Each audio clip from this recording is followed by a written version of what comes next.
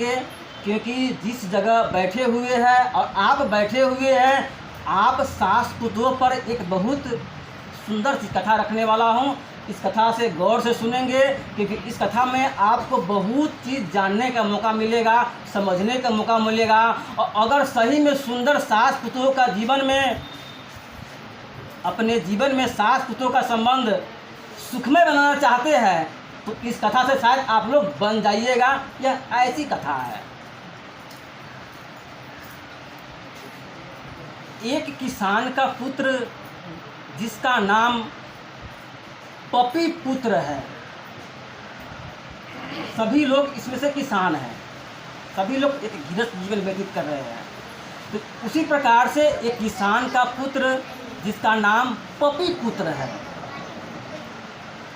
उनकी पत्नी जो होती है, जो बहुत झगड़ालू होती है।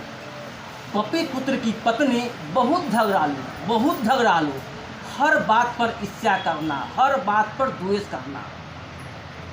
इस प्रकार से पपी पुत्र की पत्नी इतना झगड़ालू होती है कि टोले मोहल्ले के लोग उससे उबे रहते हैं।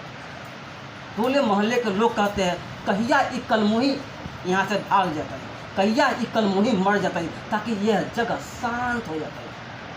इस प्रकार से पपी पुत्र की पत्नी इतना झगड़ालू थी, जिसका जवाब नहीं है। हर बात पर सास पुतों में लड़ना उसका तय रहता है। पपी पुत्र की पत्नी अपने लिए खाना बनाती है, पूरी, हलवा, तस्मई बनाती है, बना के खा लेती है आराम से। उनका एक सास ससुर होता है जो वृद्ध अवस्था में रहता है। जब अपने वह पूरी तस्मई पका के खा लेती है, तब अपने सास ससुर के लिए मकई के रोटी और केरा की सब्जी बनाकर खिलाती है। अपने भर पेट खा लेने के बाद सास ससुर के लिए मकई की रोटी और केरा की सब्जी देती है खाने के लिए। सास ससुर वह सब देखता रहता है कि किस प्रकार से पुतोह हमर अपने खीर पका खा रहा है, पूरी पका खा रहा है, हमरा ये रोटी या सब्जी दे रहा है। किसी प्रकार से वह अपना जीवन व्यतीत करती है। पुतोह के लाख यातना देने के बाद, पुतोह के लाख कष्ट देने के बाद, सब कुछ जो पुतोह देती है उसे खाने के लिए, उसे ग्रहण करती है। अब कहती है, हे महादेव, इसका जिम्मेदार आप है। जिस प्रकार से हमें कर रही है, उसका परिणाम आप दीजिएगा। हम तो कुछ नहीं कर सकते हैं, हम तो अब वृद्ध अवस्था है, करे से करे क्या करें। मेरा पुत्र, पपी पुत्र तो दिल्ली में रहता है, मैं उसे क्या कहूँ। और पुतोह हमारी ऐसी है जो अपने खाती है वह पकवान, हमारे लिए सादा रोटी देती खाने के लिए। हे भगवान शंकर, इसकी आप उन पर बरसाए रखना। हमें जिस प्रकार से करती है, उसका परिणाम प्रभु को आप देना। इस प्रकार से सास ससुर खाना खाकर अपना जीवन काटती है। जो पुतोह देती है उसे प्रेम से खाकर भगवान शिव पे उठाना रखती है। हे शिव, आप समझिएगा, जो हमें दे रही है हम ग्रहण कर रहे हैं। जब उस बूढ़ा बूढ़ी के तबीयत खराब होता है, कहती है, पुतोह देखा ना, बड़ा देह दर्द करती है, देह दर्द कर रहा बा, से थोड़ा सा दवाई किन खिला देता तो खा लेते ठीक गए थे। इतना बात कहती है पुतोह के, तो पुतोह तुरंत मारती है उस बूढ़ऊ को। बूढ़ऊ को जब मारता है तो बूढ़ऊ चौकी पर से नीचे गिर जाता है, करह से दर्द से तड़पने लगता है। बूढ़ऊ की पत्नी उसे उठाती है और फिर चौकी पर उसे जाके बैठा देते हैं। इस प्रकार से माने इतना पुतोह अपने सास ससुर को कष्ट दे रही है। समूचा कष्ट का निवारण के लिए भगवान शिव पर बूढ़ऊ छोड़ देते हैं। एक दिन की बात है, रात में वह अपने लिए मछली चावल बनाए और बूढ़ऊ के लिए मार भात, बूढ़ा बूढ़ी के लिए मार भात निकाल के दिया खाने के लिए। बूढ़ा बूढ़ी सब देख रही है कि हमारी पुतोह मछली मंगवाई है, अपने मछली भात खाई है, उनमें से हमको एको पीस हमको नहीं दी है। बूढ़ा बूढ़ी अपने आपस में बतिया रहे, देखो ना, अपने लिए तो लाई है, मछली लाई है, हमारे लिए तो मार भात दे गई है, क्या करें। गुरु की पत्नी कहती है क्या कीजिए, खा लीजिए, जानबे करते हैं कि तू कैसा है, सब सीख खा दीजिए, इसकी फैसला भगवान सीख करेंगे। बुढ़ऊ के लिए मछली चावल, पुतोह अपने लिए मछली चावल बना के खा ली, तब अपने सास ससुर के लिए मार भात दी आई खाने के लिए। मार भात खाने के लिए दी आए तो बुढ़ऊ कहे जे मार भात लैला है, आई हमारे पेट न भरते से एगो हरियरका मिर्चाई ले ले आवा। अब पुतोहिया क्या किया,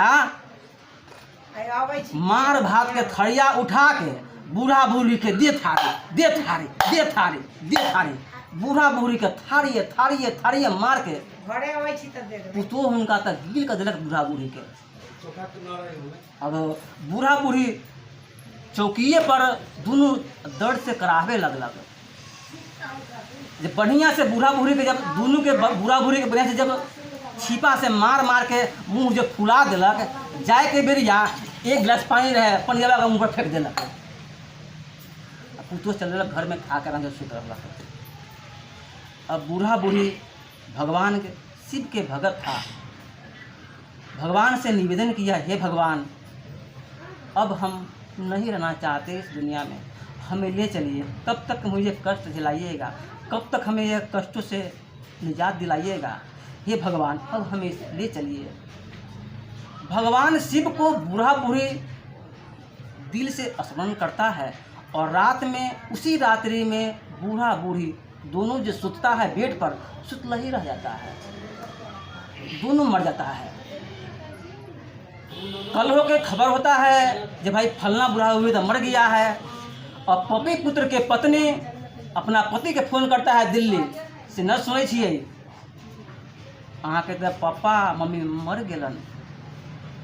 और पपी पुत्र दिल्ली से हराए हुए घरे आता है, ले जाके दाह संस्कार कर देता है बूढ़ा बूढ़ी के। 13वां दिन पुरते पुरते जब बुढ़ऊ का 13वां दिन हो गया, मृत्यु की अवस्था के श्राद्ध कर्म खत्म होने वाला था, तो 13वां दिन पर पपी पुत्र के पत्नी जो झगड़ालू थी, ईश्वालू थी, उसका हार्ट अटैक के कारण उसकी मृत्यु हो जाती है और पपी पुत्र के पत्नी मर जाती है। पपी पुत्र ले जाता है, उसको दाह संस्कार कर देता है। दाह संस्कार करने के बाद अब चलते हैं आप लोगों को हम स्वर्ग में ले चलते हैं।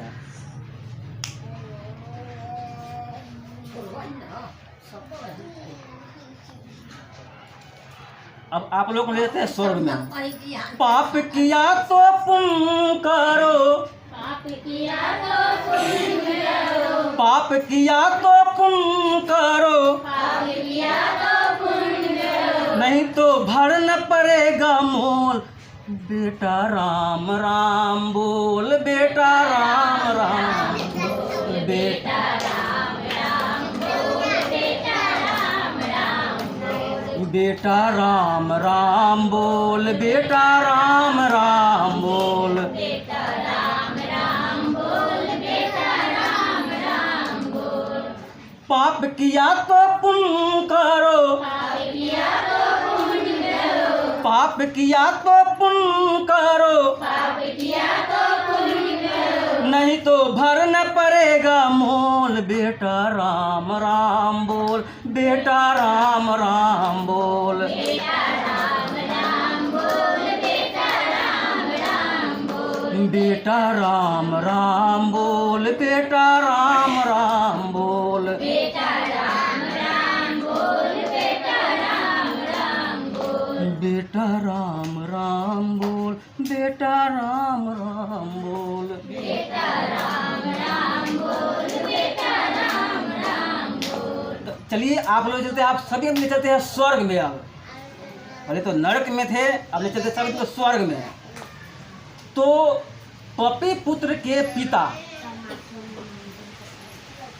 स्वर्ग में गया, क्योंकि पपी पुत्र के पिता यहाँ पर सुंदर और नेक कार्य किया था। इसलिए यमराज ने कहा आप धरती पर सुंदर कार्य किए हैं, बहुत नेक कार्य किए हैं, अब आप शांति वन में जाके विश्राम कीजिए। तो पपी पुत्र के पिता पूछता है यमराज से, महाराज शांति वन में जाने का हमें रास्ता बताए। तो यमराज कहता है, ठीक इसके सामने से चले जाओ, एक दायां मोड़ मिलेगा, उस मोड़ से मुड़ जाना, जहाँ तुम्हें शांति वन मिल जाएगा। शांति वन में जाकर तुम आराम करना, अब तुम खुशहाली का जीवन व्यतीत करना। अब पपी पुत्र के पिता शांति वन के लिए जा रहा है, तो देख रहा है उसकी पुतोह नरक लोक में चिल्ला रही है। शांति लोक में जब उनकी पिता जा रहे थे, उसी लोक में नरक लोक है, उसी रास्ते में। तो जब भी शांति लोक में जा रहे हैं उनके पति पुत्र के पिता, तो देख रहे हैं नरक लोक में बहुत स्त्रियां कराह रही है, माने यमदूतनी उस स्त्री सबको पीट रही है, जो इस धरती पर सास को प्रताड़ना करती है, सास को गाली देती है, सास के गलौज करती है, और सास के बात जो नहीं मानती है, वैसी पुतों को माने नरक लोक में यमदूतनी से मार रहा है। तो उनमें पपी पुत्र की भी पत्नी थी, नरक लोक में यमदूतनी से उसको मार रही थी।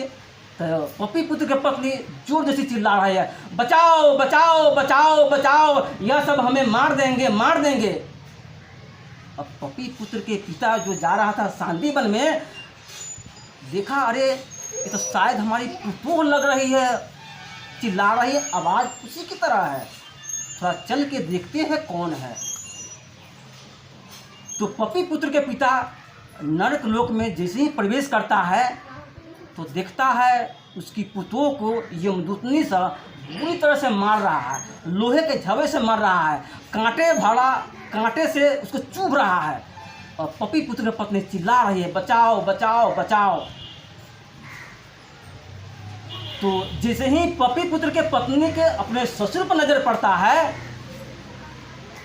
तब वो अपने ससुर के गोर पकड़ लेती है, कहते बाबूजी हमसे जो गलती होगा उसे क्षमा कीजिए, हमें यहाँ यमलोक में नरक में काफ़ी सजा मिल रही है, हमें काफ़ी दुख दे रही है, लगता है ये लोग हमको दोबारा मार देगा जान से। देखिए ना हमें गरम गरम लोहे से हमें दाग रहा है, देखिए ना हमें लोहे के छड़ से मार रहा है, देखिए हमें कांटे से मार रहा है, पूरा शरीर देखिए ना पूरा लहवान हो गया है। से बाबूजी हमसे गलती हो गया है, हमने आपको बहुत कष्ट दिया है, बहुत तकलीफ दिया है, बहुत दुख दिया है, हमें क्षमा कर दीजिए।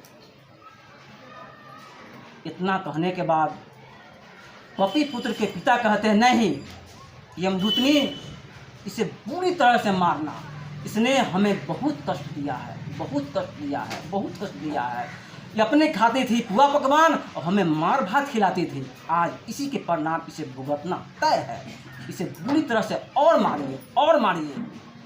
फिर उसके बाद यमदूतनी गर्म लोहे के छड़ लाती है और गर्म लोहे के छड़ से उस पुतोह को बुरी तरह से फिर मारती है, पूरे अंग को उस लोहे के छड़ से दाब देती है। और उसका पुतोह चिल्ला रही है, बाबूजी बताइए, बाबूजी बचाइए, बाबूजी बचाइए, ये लोग हमें दोबारा मार देंगे। इस प्रकार से उस पुतोह के नरक लोक में यमदूतनी सजा दे रही है। जब उसका ससुर कहा कि इसने हमारे जीवन को तहस नहस मिला दिया है, सही से हम लोग को हमको दवा नहीं दिया, सही से हमें भोजन नहीं दिया, सही से हमें सोने नहीं दिया, हमें ये कष्टों में हमेशा रखा, हे यमदूतनियों इसको इस प्रकार के सजा दो कि जीवन में यह नारी दोबारा कभी गलत नहीं कर सके अपने सास ससुर के प्रति, अपने देवर के प्रति, अपने गोतनी के प्रति कभी ऐसी गलती कर न सके। यमदूतनी गर्म दुगो छड़ वहाँ से लाती है, लाल करके पूरा लाल टहका रहता है उसका छड़, लाती है और चिल्ला रही है। एक तरह से यमदूतनी मार रही है उस पुतोह को, और एक यमदूतनी आती है दूगो लाल छड़ लेके उसके दोनों आँख में छड़ भोंक देती है। अब यहाँ तो मरवे की, और नरक में भी जाके यह उस पुतोह को यमदूतनी ने बहुत भयंकर सजा दिया, जो उसकी आँख में दो छड़ भोंक दिया, वह तड़प कर फिर वह मर गए। प्रेम से बोलिए हर हर महादेव। तो इस प्रकार से सास ससुर जिस प्रकार से महादेव की हम पूजा करते हैं, पार्वती की पूजा करते हैं, सास ससुर उस प्रकार से पुतों को, सास ससुर को अपना महादेव मानना चाहिए। उनको जो पत्नी है ससुर की, उनको पार्वती मानना चाहिए। इस प्रकार से प्रेम, इस प्रकार से आनंद होना चाहिए, इस प्रकार से खुशियाँ रखना चाहिए, ताकि सास पुतों का संबंध एक मधुर बना रहे, आनंददायक बना रहे, जीवन हमेशा खुशहाल रहे। क्योंकि सास पुतों जिस घर में खुशहाल है, उसी घर में फूल खिलता है, कमल खिलता है, जीवन उस घर के लोगों का सुखदायी होता है। अन्यथा दुर्गति होना तय होता है। तो इन्हीं